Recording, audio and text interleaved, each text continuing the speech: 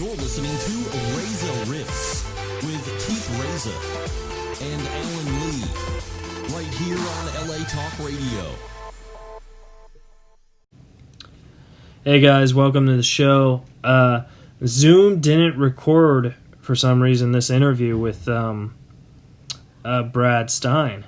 So I had a feeling, so I recorded it on my cell phone as well. And hopefully it catches, hopefully it picks up a little. And hopefully you enjoy it. It's a great show, and I like it a lot. And subscribe, rate, and review. And it didn't record the first 5 minutes, but we were talking about coronavirus and all that stuff. And then we jump into it. So enjoy the show, guys. Thank you so much. And sorry again. Don't trust Zoom. We're going to have another version. The original version was Life, Liberty, and Property. That's right. And they changed it to Pursuit of Happiness. Now, that's important, too, because personal property is where one gets autonomy, where one gets personal protection, where one gets free agency to be able to think differently and dissent without being coerced. So the Pursuit of Happiness, I think they were trying to be a little bit more all-encompassing. Right. But it had a deeper ramification. So you're right. I mean, listen, like I said, I'm not the kind of person that believes that you can't be hurtful with comedy. I mean, clearly, if you are trying to hurt somebody, you're trying to be malicious. You're ugly. You're stupid. You go kill yourself. I mean, there's things you could say that just have ugly connotation. I believe you should have the right to say them. Right. But society, culture will kind of weed you out. It's kind of capitalism. If that's your vibe, you're not going to get a lot of takers. People are going to say, "I'm not into this. What are you doing?" But why would you? What would be the upside if comedy is simply a form of communication? What good is being insensitive enough that you're losing the audience that you think you're trying to be of some inspiration to? I always say there's a difference between compromise and strategize. Right. I don't compromise what I believe, and of course what I believe based on your typical stand-up comic. I'm a maverick. I am a outlier. I am the other in my own community because my particular point of view is very different and frankly, I can't tell you how many articles or interviews I had done over the years that stated how can you be funny, or you can't be funny because you're conservative and you're Christian. Those guys can't be funny. Right. So talk about myopic. Yeah. Talk about self-righteous. Talk about, if there's been one thing that has broken my heart about comedians is when I first started, and I've been doing this 30 years, right, or over 30. So when I first started, we were all in comedy condos together. You would be in the same rooms for a week with somebody you never met. You're just suddenly in there, and if you're the headliner, you get the master bedroom, and the feature act gets the next best bedroom, and if you have an opener with you, and there's no other bedroom, he sleeps on the couch. I mean, that was the game. Yeah, I did a couple of those, and like in Arizona, they still have the condos, and it actually sucks because the opener usually brings like all his friends because it's always usually a local guy. Yeah. And then like it puts the feature, because like I toured with Norm and Jay Moore for a while, and it puts the feature and the headliner in a weird, because it's like we don't even know this guy and you're bringing your friends. Yeah, and you're right. And they would have take little liberties, like I said, they're locals, and maybe they were the local opener for the club, so they felt pretty comfortable with that, not understanding the decorum of traveling on the road as a comic and kind of needing some space. It's weird enough that you're sitting there, some guy just walks into the room and says, "Hey, I'm going to be living with you for a week." Okay. If every week some dude walked to your house and said, "I'm your roommate this week," it'd be weird. Yeah. That's the work we got. And it was okay. But the reason I bring it up was because you would have interesting conversations. You could, if the dude was around. It depends on who you're with. Or if you were with a John Fox, the late John Fox, who was always gone and drinking and drugs or whatever, you may never see the dude. But if it was a guy that would come back, and that back then maybe you'd have a TV. Yeah. It sounds like, back in the day we had a thing called a TV. But we'd have a TV we'd watch because, we weren't on computer. But you'd have these wonderful conversations. Yeah. Because you're kind of thrown into community. But you had something in common automatically. I'm a comic, you're a comic. This is a hard job. I'm trying to make a go of this. I'm trying to get hired to do another one. I'm hoping they want me to come back another time. So you always had something at stake, or at least, you felt like you did. So there was this sort of shared respect. I may not like your style of comedy. I may not do it your way. It could be a woman. I've roomed with women. I've roomed with black comics. I've roomed with gay comics. You get everybody. Whatever they are, they are. It's like a brotherhood. Yeah. It was.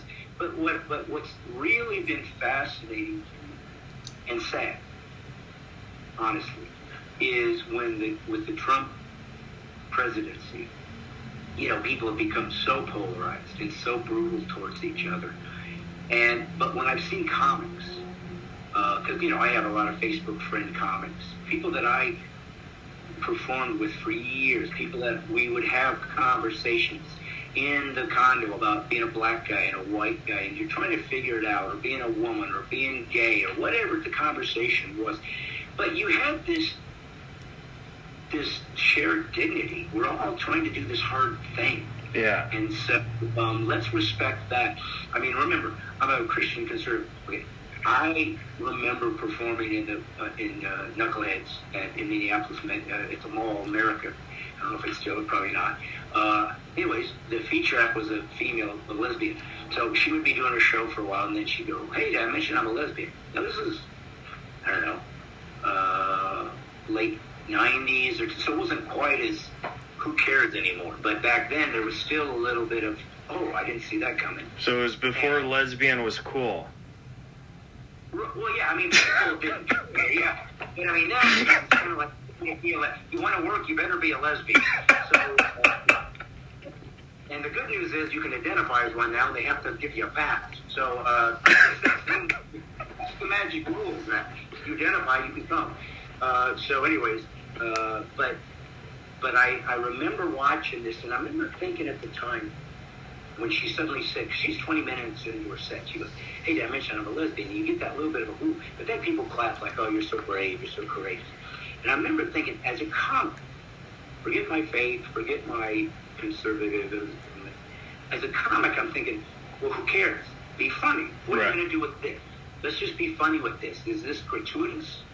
Or is there a plan here that we're going to see? And, of course, she would take that into, oh, you weren't ready for that, or you were laughing up until then. And then she'd talk about gay. Well, it was funny, and it went fun. Well, anyways, I decided, this was like a Tuesday or Wednesday night, Minneapolis, Mall of America. And this was before peaceful protests burned the place down. That weekend, yeah, that was back when the peaceful protesters actually just came and saw a show and went home. Yeah. But I decided, this is maybe 20 people, it's Tuesday and Wednesday night. I decided to do something I'd never done, probably never did after that. I did my show for a while as the headliner. And then I said, "Hey, I mentioned I'm a born-again Christian." Now, I don't say that on stage. I don't do that. But I wanted to see, it was like a science experiment. Okay, so everybody's so open to whatever you are, you're lesbian, fine, I don't care. Let's see if they'll be equally appreciative of somebody of faith or theist. Because I just felt like, is this what we're becoming? Identity politics. Well, of course, that's what we are now. That's exactly what we have become as an American, is intersectionality, identity politics, hegemony, and that's what has now become the political leftist religion, and certainly their ideology.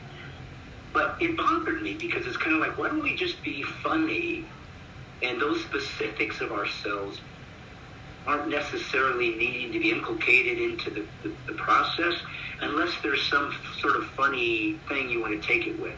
Because you'd always get a guy going, hey, I'm Catholic, or I'm Jewish, but it'd be more esoteric. There wouldn't be some specific, let me try to teach you about being a Jew. They made that a reference point.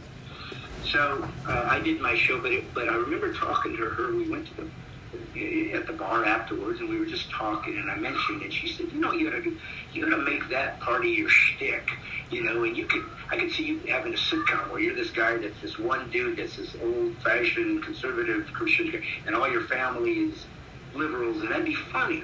Now, this is a lesbian. Who's pitching a show to you.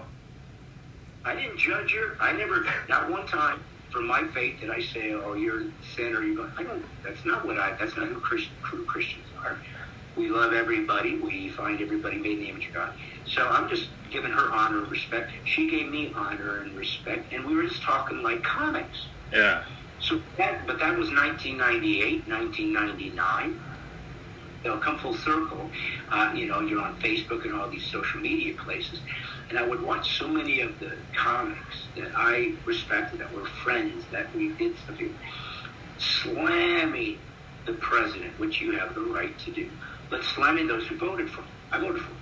Right. I voted for him because I didn't want to vote for Hillary Clinton. And I thought a businessman might be good in getting us out of our deficit, because he's not going to care about a lobbyist. He's already rich. He's not going to care about being famous, because he already is. He's not going to care about being a politician because he's a businessman, and once he's out, he's out of here. So I thought maybe this will shake things up, and both Republicans and Democrats will find out that we're tired of all of you guys because you're incompetent.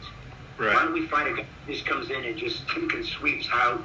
That was my thinking. And he was doing that kind of stuff because he wasn't being moved by groups that could normally move a politician, because he didn't care. And I thought that was kind of a perspective we've never seen in a president. So I was digging all that. Well, anyways, I'd see these guys, calling, ad hominem attacks against Trump voters, and I would hearken back to those condo conversations. It's like, we never did that to each other before. Oh, yeah. I don't agree with you, but it's cool. We're comics.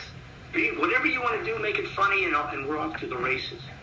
And so it bothered me that the comedy field, like we said in the very beginning, that was designed to be truly the free thinkers of culture. Mm-hmm. And we had the ability and the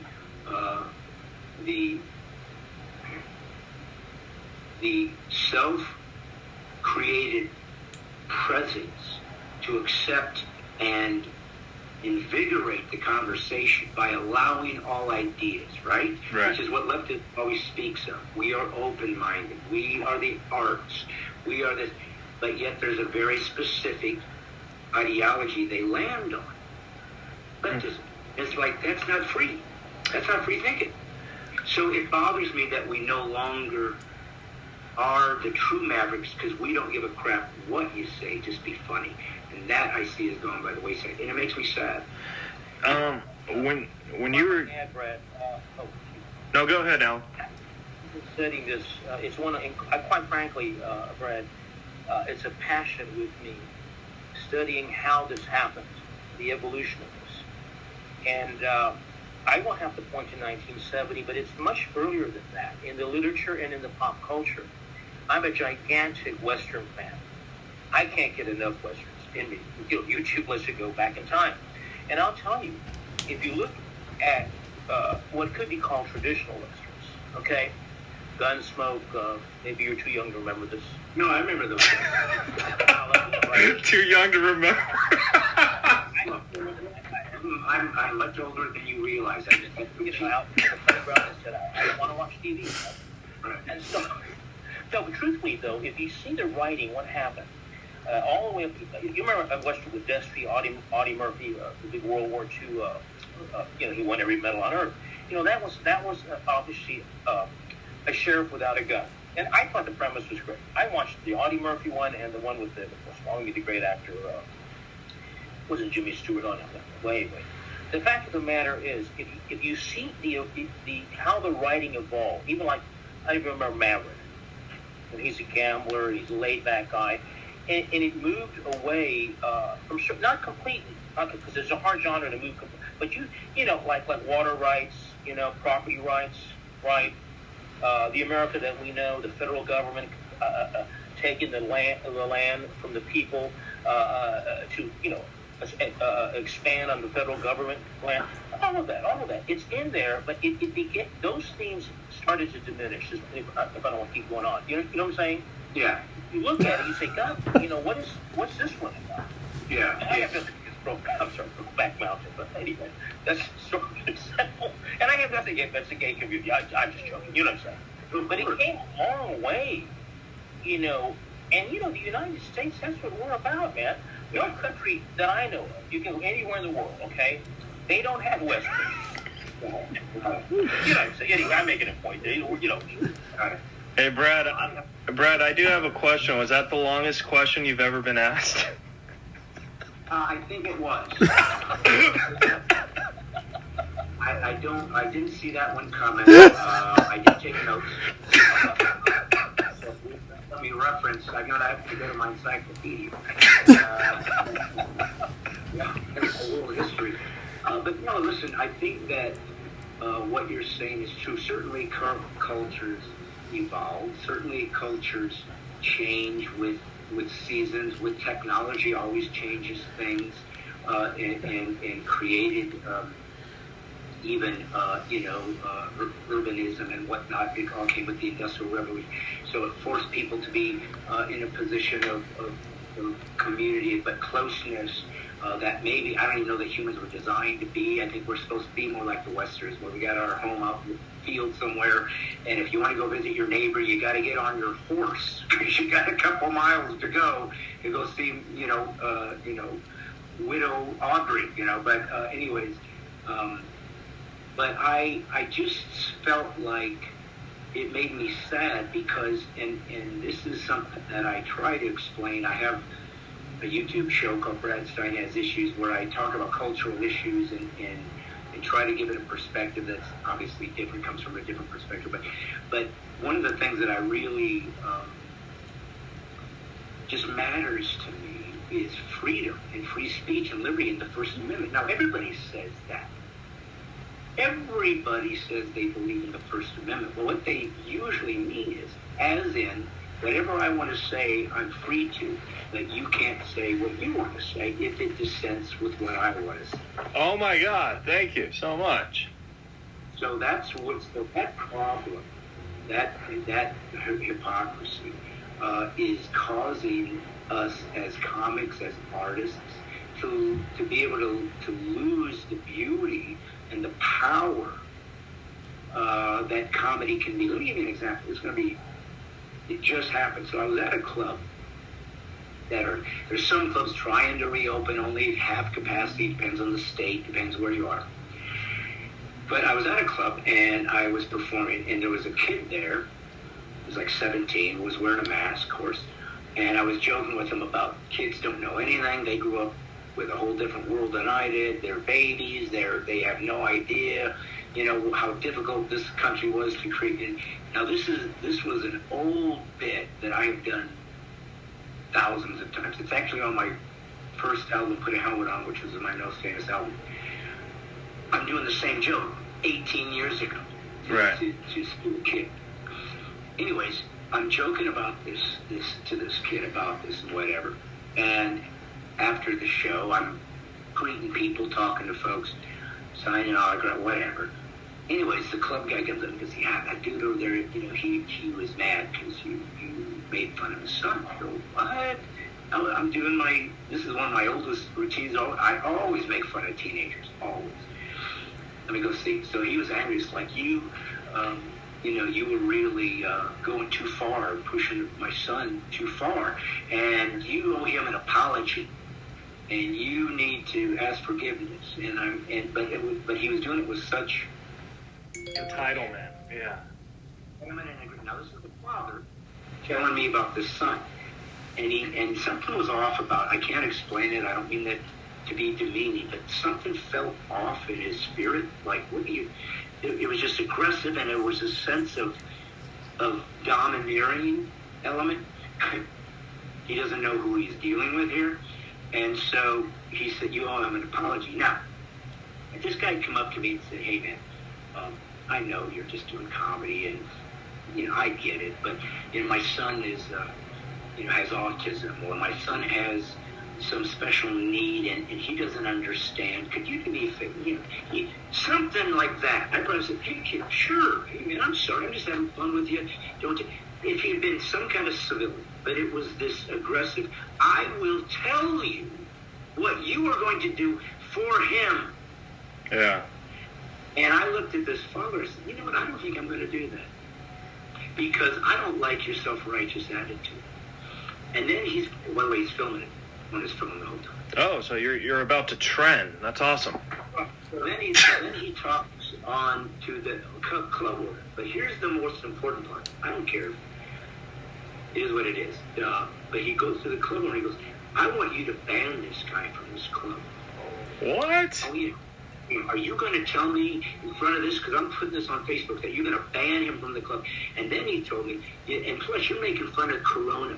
This is a very serious disease, and you're out there, because I do extemporaneous improv, so I'll go out in crowds like Robert E. Williams used to do. And you're talking to people, and you're getting spittle all over the place, and this is a very dangerous disease, and he can lose his license if you do.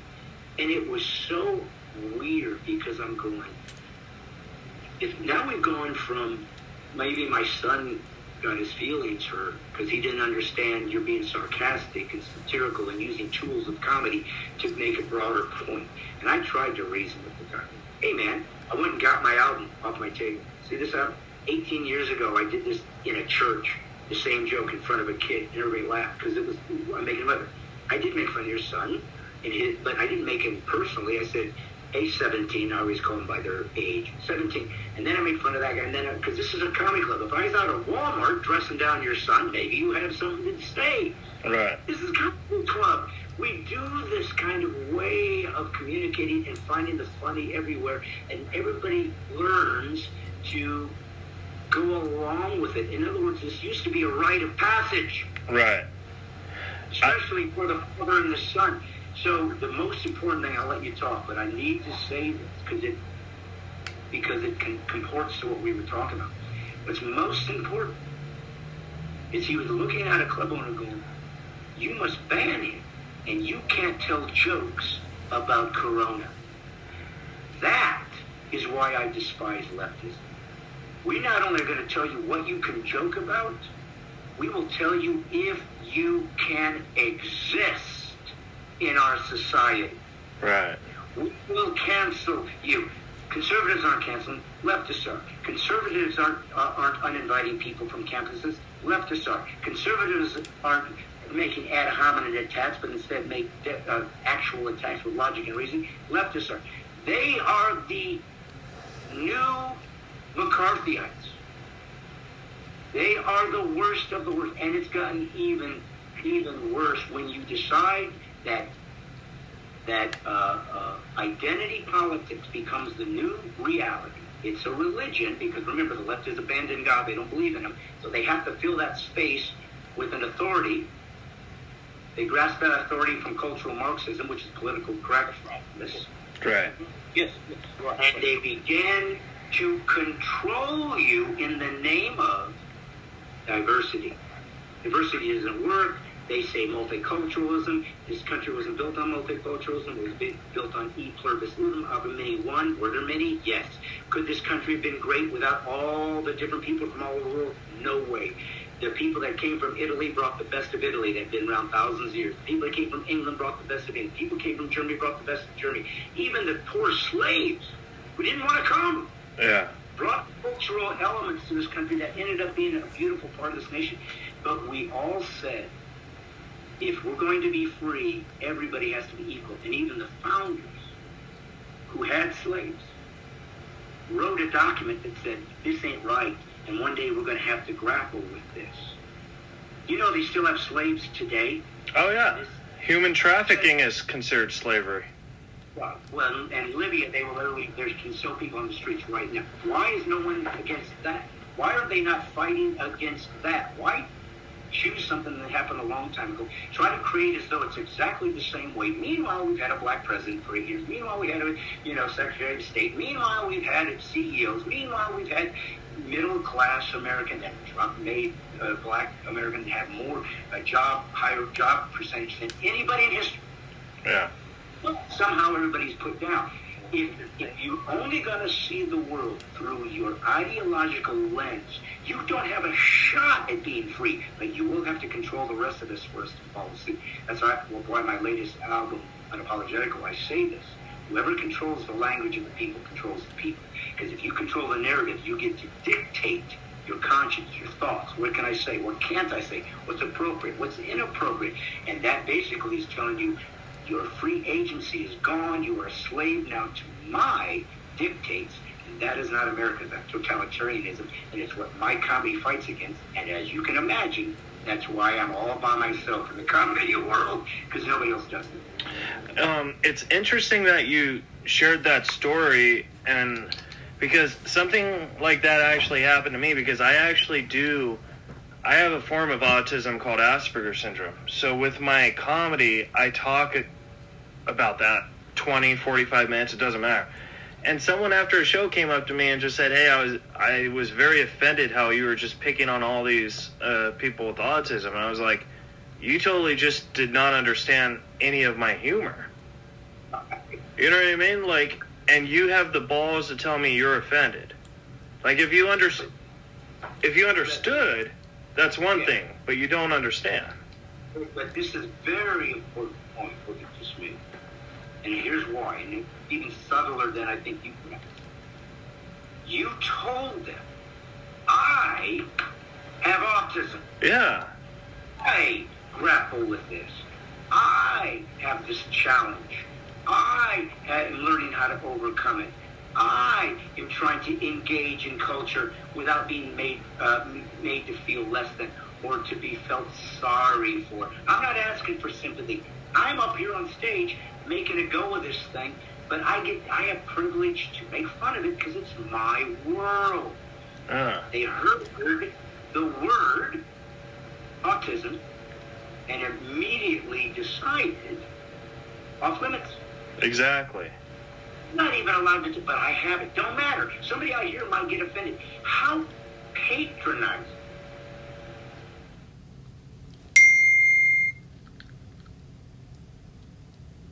Do you have to be to decide I'm not even just going to be offended. I'm going to be offended for others.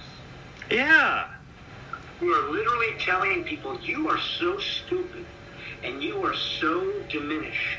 You don't even realize you're being made fun of. Let me feel sorry for you. They're treating people that are minorities like they're children that need to be coddled because they're too dumb to know they've been made fun of. It is the most pathetic, self-righteous, arrogant perspective of engaging humans you can think of, and it is destructive and cancer to comedy. I 100% agree. Because it's like, when that happens, you make me not even want to do comedy. You know what I mean? Like, I got into comedy to make others feel better and make them laugh. Right. And, I'm telling you who I am because I think that that's funny, and I think you guys would think it's funny too. But to say I'm wrong and I'm strange because like you talk about, about being a Christian and stuff, like in comedy, that's a very taboo subject. You know what I mean? Because it makes people uncomfortable. Autism in comedy is very taboo too. I don't talk just about sex jokes and all that stuff. I have a point. You know what I mean? Well, and keep in mind that for a long time, especially during the 60s, when comedy, when the Mavericks, with the Lenny Bruce, with the Dick Gregorys, with the George Carlins, were saying there are no boundaries to comedy. We really want freedom. And so they began this process of let's get as blue as we can, let's use any language we want, let's make no topic off limits. And Lenny Bruce would go to jail because he was in a private club and said things that they said were not appropriate or was pornographic or whatever the term they wanted to use, and they would take him to jail. And that's what he would fight for. This is a private club. If you pay tickets and come see me, that's your business. If you don't, that's your business. If I was forcing you to listen, maybe we have an argument. I wasn't. So that was his argument. So keep in mind, that then spilled over into leftism, saying things like, it used to be called liberal, but they've moved so far left. If you don't like it, what was the phrase? Turn the channel. Exactly. Now what do we have? Now we have leftism who not only don't turn the channel, they go find you and tell you, turn off the set. Yeah. So that is what is happening in America. It's why I fight against it, you guys. It's why I'm out doing clubs again, and I have it for a long time, and say I'm going to stand for what my show has always been: lift up God and country, tear down political correctness, because I want to watch political correctness die in my lifetime. But first, I want to watch it suffer. And so that's kind of my joke, and always gets a laugh, but it's true. If you can use your words, your intellect, your acumen, as a professional stand-up comic, which is not an easy job. Not everybody can do it. As a matter of fact, it's probably the most admired of the performing arts from other artists. I mean, how many musicians have we talked to? How many, actors have we talked to that will say, how do you do that? How do you stand up in front of people and do comedy? We have this one weird, scary, tightrope walk of a career with no net that we do on a regular basis. And so it should be sacrosanct. It cannot be censored, hemmed in, abridged, or muted. It must be able to be spoken from the rooftops, because if comedy dies, there's nowhere else to go to hear truth or reality or even uncomfortableness, where we have given, culture has given us permission to fill that space. Because you're not going to do it in the boardroom. You're not going to do it we're not going to see it from corporations anymore. They've been bought and sold. You're not going to hear it in the classroom. It's been bought and sold. You're not going to hear it on TV. It's been bought and sold. Yeah. This is our last bastion of people remembering this is what it used to look like. Makes me uncomfortable. Good. Yeah. Feel that. Why? Because that's freedom. That's what it feels like. You know why? It's dangerous. And they don't want dangerous. They want safety. And they will trade their liberties for safety. And now, you know what they end up with? Neither. It's interesting that you said that, because I was listening to a podcast where Michael Keaton was on it, and he used to do comedy in the 80s, as I'm sure you knew. But he said one of the things that he wishes he continued as an actor, because he's like one of the best actors in the world, he said, I wish I stayed doing stand-up comedy, because that would have made me an even better actor. You know? I think so. Yeah. A lot of comics are good actors, and I just think it's because I've been in this film and so on, and studied acting in Beverly Hills. But I think comics are good at it because what makes acting, if you're good at it, is you're just really observant of human nature. That's what an actor really is he sees how humans react, respond, how they behave. And comics bring that to the stage. Isn't it funny when women do this, when guys do that, when your wife does this, when you go to McDonald's? Isn't it weird when you get on an airplane? We are real deep, nuanced observers of the human condition. So we're able to bring to a character something that you pay a lot of money every week to go to acting class to learn how to do. Is how do I make this character seem real and fleshy? That's what comics do automatically. So I think for the most part, we're pretty instinctively good actors. Yeah. Brad, I want to respect your time, but I do have 2 quick questions if I can ask real fast. Sure. Question number 1 is, you're probably the most famous Christian... Oh, crap.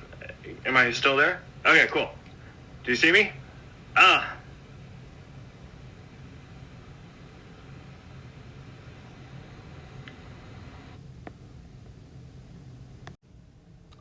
Hey guys, so this is part 2 of the interview with Brad Stine.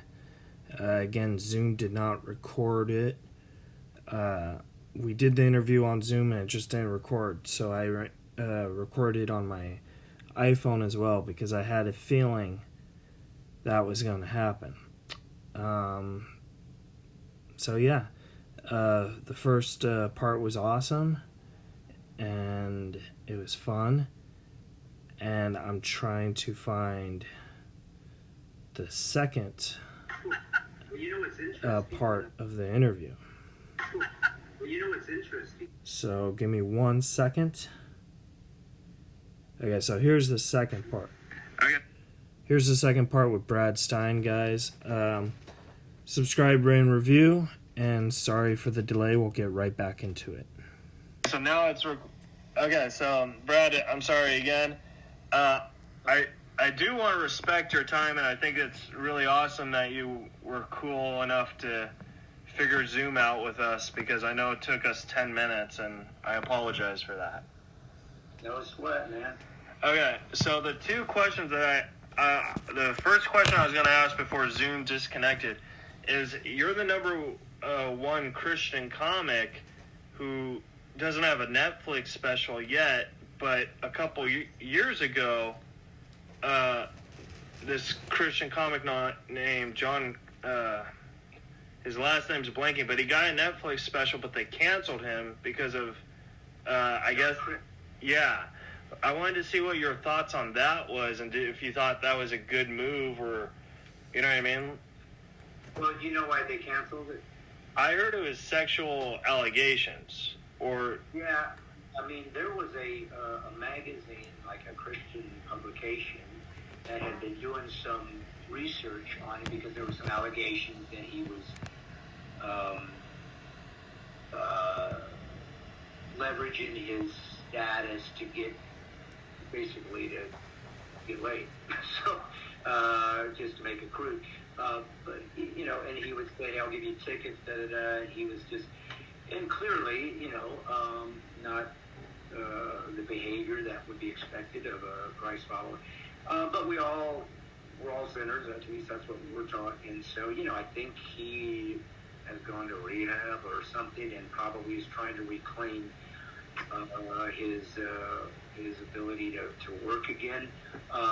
So is it inappropriate? Well, I mean, if he was hitting on married women, which is part of the allegations, if he was doing things that were outside of what he was representing himself to be, well, there's going to be repercussions of that. I mean, and that's anybody. And nowadays in the Me Too movement, which doesn't seem to be quite as in the news anymore because of Black Lives Matter, but that was kind of what happened, is once there was sexual harassment or an expectation of sexual responses to get certain things, you were basically canceled, and a lot of guys lost their jobs, lost their prestige, whatever. So I don't think it's inconsistent with what we've seen in culture and how sexual harassment is going to be interpreted in the future. Obviously, it can be dangerous if that can be used and leveraged against somebody when it isn't true, because it, like all ideas that have some basis of value, it then became a cudgel to simply use as a weapon. Okay, I'm accusing you of something. Okay, well, we got to believe all women. Well, that's not. Wait a minute. At least make sure this is true. I mean, there's supposed to be a presumption of innocence. So we've seen that. Yeah. So we've seen that is right, and that was horrific what they did to that guy. So that's where it once again gets abused in the shape of trying to be sensitive and protective of this thing of a minority group that had never had any power before. This is how it's always leveraged. We're now going to give you power, and what do they do with it? They become the oppressor. They never see it themselves that way, because keep in mind that leftism, progressivism is like institutional narcissism. Oh. Right. Oh my God. Narcissism. Well, it is, because all narcissists have a couple things in common. One, they're pathological liars. Two, they always accuse you of what they are. So if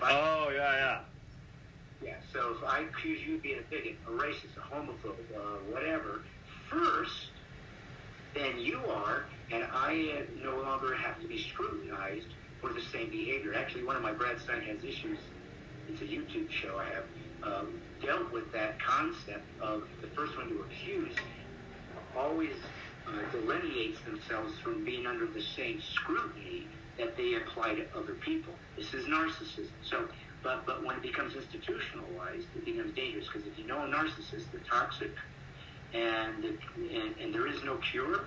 You're literally just told, avoid them, stay away, because they will destroy anything in its path. Well, that's what this has become. So, as far as that goes, I don't know him personally. I hope he gets some help, and I hope that he finds redemption. Christianity is a belief of redemption. If you're trying to get better, God will forgive you.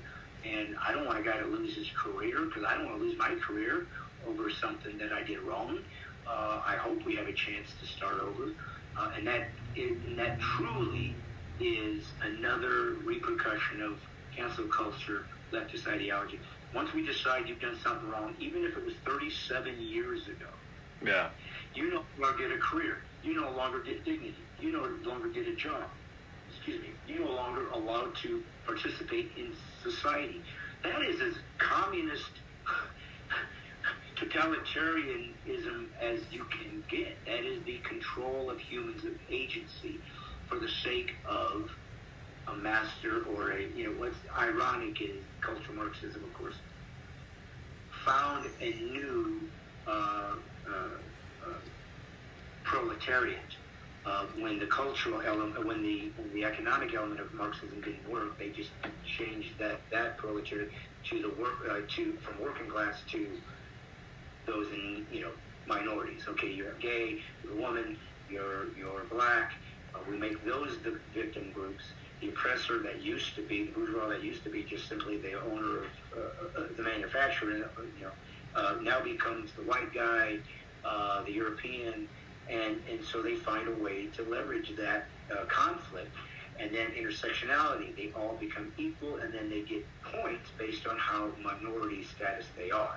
Black guy gets a certain amount of points, black woman gets more, black gay woman gets more, black gay hunchback, albino, dwarf, midget woman gets even more. I mean, it literally goes like that. They keep adding pieces to the puzzle, and they get even more status.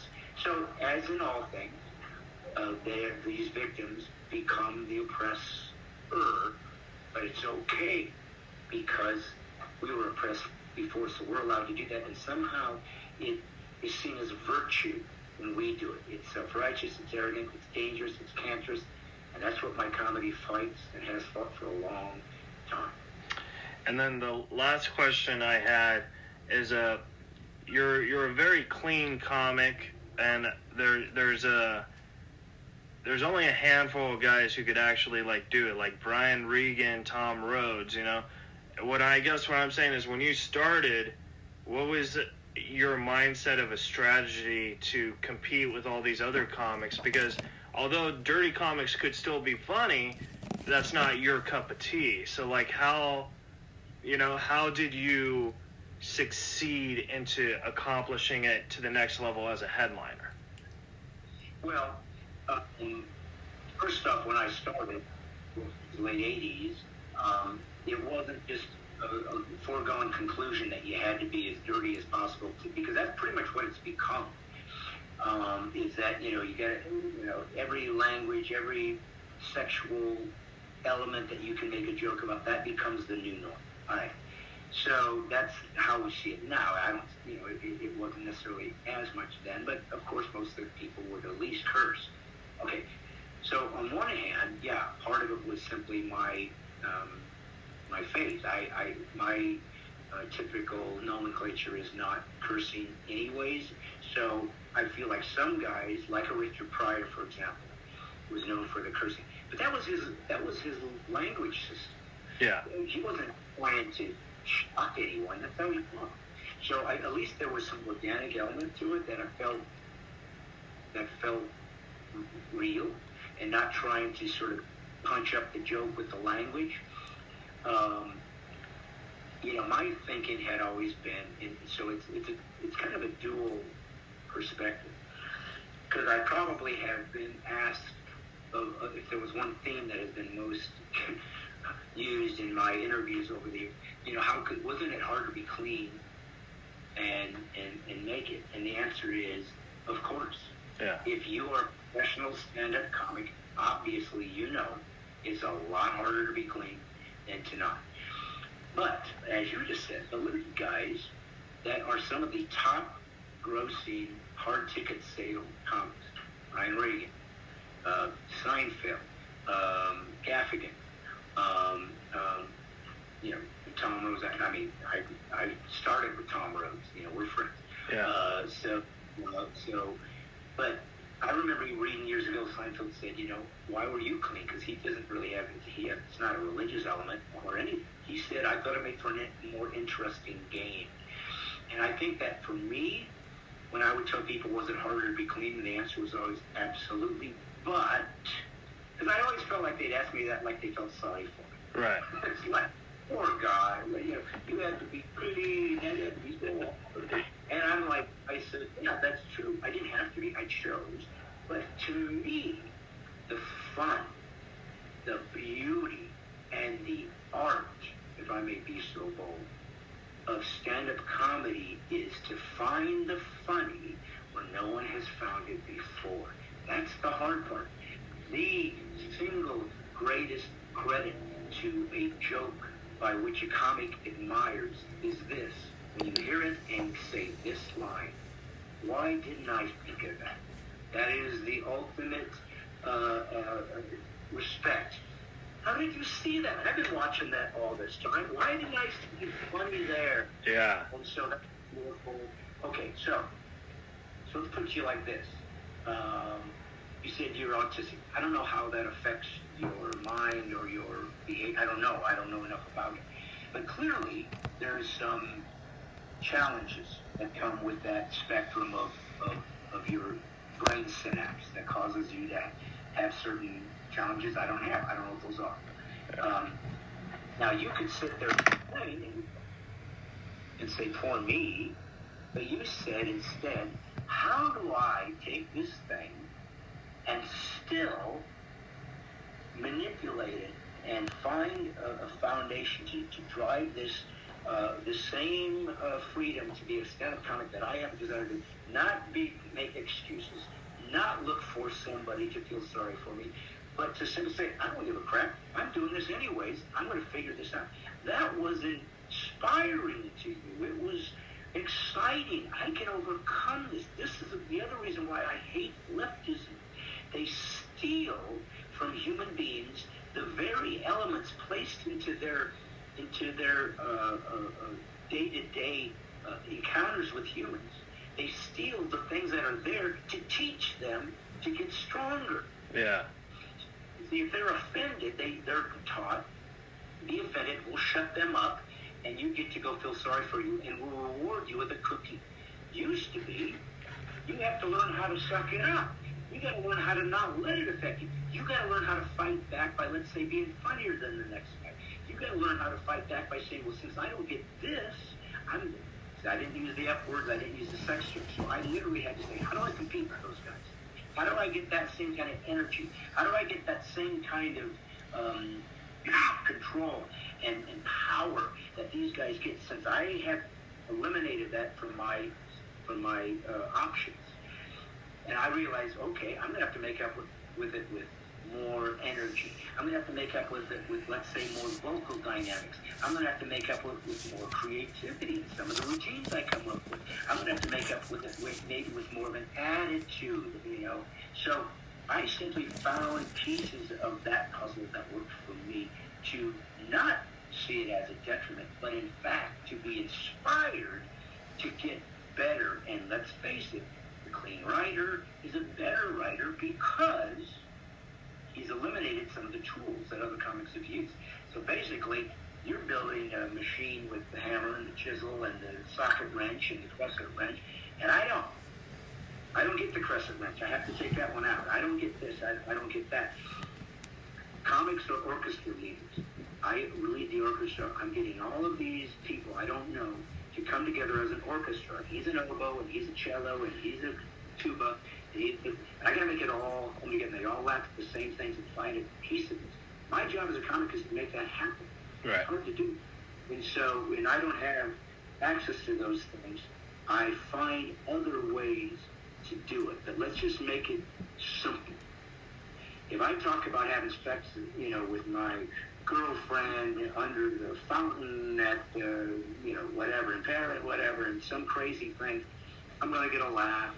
People are going to, ooh, he's talking about that, and we're all going to laugh. Okay. But if I can make you laugh by talking about a piece of toast, Yeah. that is comedy. Exactly. Rap, how did he do that? Because anybody can laugh at the F word. Matter of fact, if you have a joke that's filled with expletives, I always ask the comics, because listen, I was in those clubs, I was the headliner usually, the other guys were dirty, and I would have them numerous times come up to me and say, I've been thinking about cleaning up my act. I never asked them to. The headliner, as you know, has the authority to go to the feature or the opener and say, hey, I see you do an airplane bit. I do an airplane bit. Drop that. I want it. You had the right to do that. That was part of how the formula worked.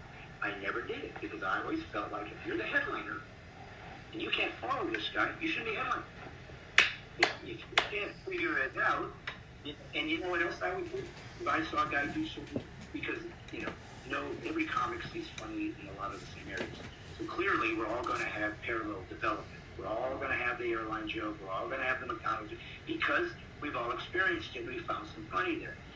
So I would even challenge myself if I know a guy did something, and I'm just giving myself a reference point. If I saw a guy do an airplane joke or whatever, flying joke, I would challenge myself. I'm going to do mine too. I don't have to. I've got plenty of material. I'm going to show you I can get a laugh anyway because mine's going to be different and better and more dry. I'm going to challenge myself to see what do you get on my airplane. I'm going to follow up. To me, there was this beautiful dance of a comic challenging himself and enjoying the challenge of its joke. To me, it was never a downside to be clean. It was nothing but the inspiration, the challenge, and the beauty of an athlete who honed his skills to such a degree that he can go anywhere he wants because he didn't look for any excuses and even had the audacity to take the same premise and blow the same crowd away. And that's how much I'm good at what I do and believe in my material. And that, my friend, is a stand-up comedian. I 100% agree, Brad. Well, Brad, thank you so much for talking to us. Is there a place where the folks at home can follow you and support you? Yeah, please do. I'm looking for comedy club missionaries, people that want to come to comedy clubs right now and basically say that we will support a comic who's a Christian, who's a conservative, because that's very rare. And we want to come out and say, we'll pay for this type of stuff and go see this because the club's owners want to know, does anybody want this? So go to bradstine.com, S-T-I-N-E, like fine wine. It's a weird last spelling, S-T-I-N-E. Bradstine.com. You can go to my Facebook fan page. You can go to my YouTube, Bradstine Has Issues. Subscribe to that. It's me talking about cultural issues. And my fan page tells you where I am. It shows different clips and so forth. And I'm on Facebook Live on Monday nights at 7 Central. But anything you go to at bradstine.com will kind of tell you where I'm working, where I'm going, what I'm doing. But listen, I appreciate you guys giving me a ring, and I hope it was an interesting interview. It certainly was a different perspective. I'm guessing most of the comics you had. So I hope it was enjoyable. I mean, I can't thank you enough. It was an honor to interview you, and thank you for saying yes, because a lot of people say no. So. Oh, Brody, let me tell you something. We are all in the same boat. We are just pilgrims on the road trying to find the answers. And so I don't think of myself as anybody, just a regular guy. And I'm honored if somebody is interested in what I have to say. All right. Well, thanks, Brad. I appreciate it. I love you very much. And I'll talk to you later. I appreciate it, guys. And send me a link. I'll put it on my Facebook. All right. Sounds good. I'll see you. Bye, Brad. Oh, that was an awesome interview, Alan. Are you there? Enjoyed it very much. Oh, okay. Just saying. Yeah. I enjoyed it a lot.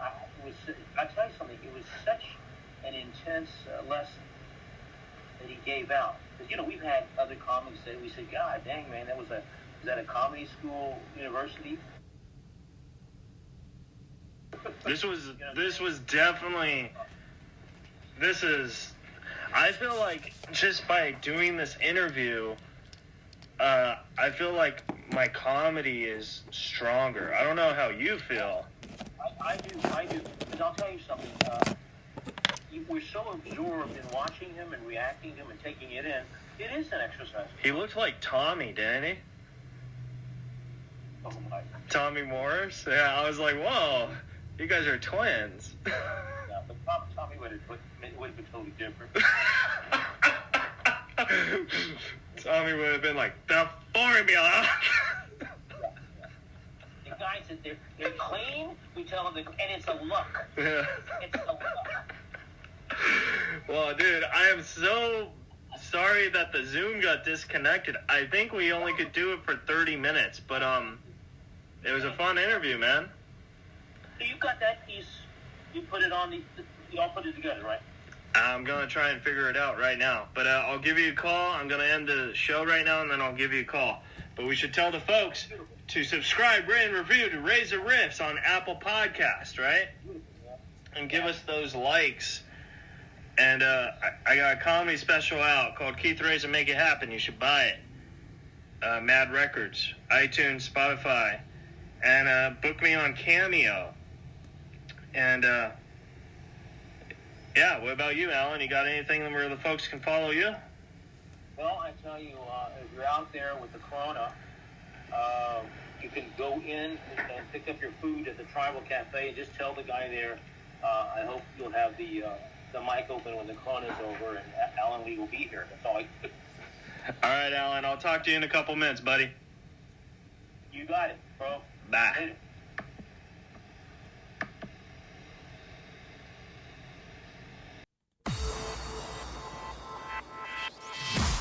You're listening to Reza Riffs with Keith Reza and Alan Lee right here on LA Talk Radio.